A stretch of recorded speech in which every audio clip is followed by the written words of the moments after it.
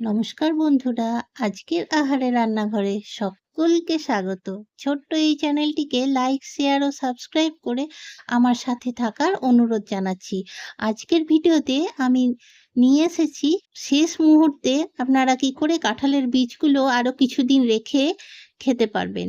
আর তার সাথে থাকছে একটি দারুণ সুস্বাদু একেবারে অন্য ধরনের কাঁঠালের বীজের চচ্চড়ির রেসিপি। চলুন তাহলে শুরু করা যাক আজকের রান্না। আমি কড়াইতে সর্ষের তেল গরম করেছি, তাতে শুকনো লঙ্কা, তেজপাতা আর পাঁচফোড়ন ফোড়ন দিয়েছি।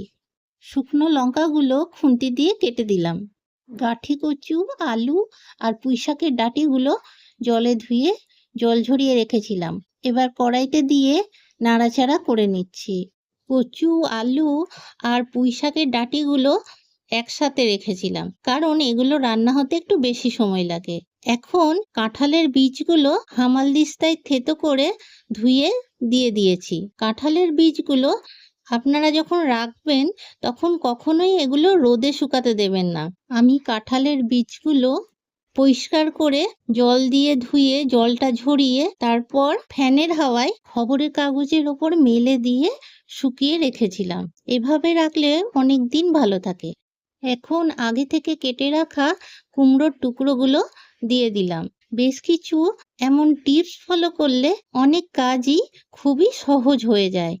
আর আমি এই সব টিপসগুলো আমার চ্যানেলে সবসময়ই দিয়ে থাকি, ফলো করলে সুবিধা পাবেন। কাঁঠালের বীজগুলো রাখার সময় একটা শুকনো কাপড় দিয়ে মুছে নিতে পারলে আরও ভালো হবে। এবার সবটাকে নেড়ে চেড়ে মিশিয়ে নিচ্ছি। দেখুন, সবজিগুলো আমার এখনো ভালো করে সিদ্ধ হয়নি। কিছুক্ষণ রান্না হওয়ার পর আমি স্বাদ মতো লবণ দিয়ে দেব। লবণ দিয়ে দিলে এটা তাড়াতাড়ি সিদ্ধ হয়ে যাবে। আবার পুরোটাকে মিশিয়ে দিলাম। এই রান্নাগুলো আমরা প্রায় সবাই জানি, কিন্তু আমি যেভাবে করে দেখাবো এইভাবে যদি করেন এর স্বাদ কিন্তু অনেকটাই ভালো হবে। এবার আদা আর কাঁচা লঙ্কা নিয়েছি, এটা আগে ধুয়ে নিয়েছিলাম। জলটা ঝরিয়ে মিক্সির বাটিতে দিয়ে দিচ্ছি। আর দিয়ে দিচ্ছি সামান্য জিরে। সবটাকে একটা পেস্ট বানিয়ে নেব। এতক্ষণে আমার সবজিগুলো একটু মজে এসেছে, সিদ্ধও হয়ে গেছে। যে সকল বন্ধুরা আমার সাথে আছেন তাদের অসংখ্য ধন্যবাদ। আর আমি নিয়মিত ভিডিও দিতে পারছি না, অনেক সমস্যার মধ্যে আছি। সমস্যা মিটে গেলে নিশ্চয়ই নিয়মিত ভিডিও আপনাদের জন্য নিয়ে আসবো। আমার সমস্ত বন্ধুকে অনুরোধ, প্লিজ আমার সাথে থাকবেন। এইভাবে রান্নাটা করে কমেন্টসে অবশ্যই জানাবেন রান্নাটা কেমন হয়েছিল। আমি হলুদ দিয়ে দিয়েছি, সবটা মিশিয়ে দিয়েছি। আমার এখানে বাটা মশলাটাও তৈরি হয়ে গেছে, কিন্তু পুরোটা দেব না।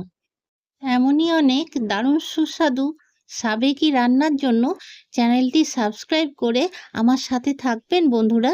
এবার বাটা মশলাটা দিয়ে দিলাম, পুরোটাকে মিশিয়ে দিচ্ছি। আমি সমস্ত টিপস বলে দিই যাতে আমার নতুন বন্ধুদেরও রান্নাগুলো বানাতে কোনো সমস্যায় পড়তে না হয়। এখন আমি পুঁইশাকের পাতাগুলো দিয়ে দিলাম। পুঁইশাকের ডাঁটিগুলো রান্না হতে যেমন বেশি সময় লাগে, পাতাগুলো হতে কিন্তু অত সময় লাগে না, খুব তাড়াতাড়ি রান্নাটা হয়ে যায়। তাই আমি পাতাগুলো পরে দিয়েছি। সমস্তটা মিশিয়ে নিয়ে স্বাদ মতো মিষ্টি দিয়ে দিয়েছি। আবার পুরোটাকে মিশিয়ে নিচ্ছি। স্বাদটা ঠিকঠাক হয়েছে কিনা টেস্ট করে দেখে নেবেন। আমার যেমন মনে হলো একটু লবণ লাগবে, তাই দিয়ে দিলাম। নামানোর আগে জিরে, শুকনো লঙ্কা, ভাজা মশলা মিশিয়ে গরম ভাতের সাথে পরিবেশন করুন। এতক্ষণ আমার সাথে থাকার জন্য অসংখ্য ধন্যবাদ বন্ধুরা। ভালো থাকুন, খুশি থাকুন, স্বাস্থ্যকর আহারে সুস্থ থাকুন। আবারও চলে আসবো অন্য কোনো দিন অন্য কোনো দারুণ সুস্বাদু রেসিপির সাথে।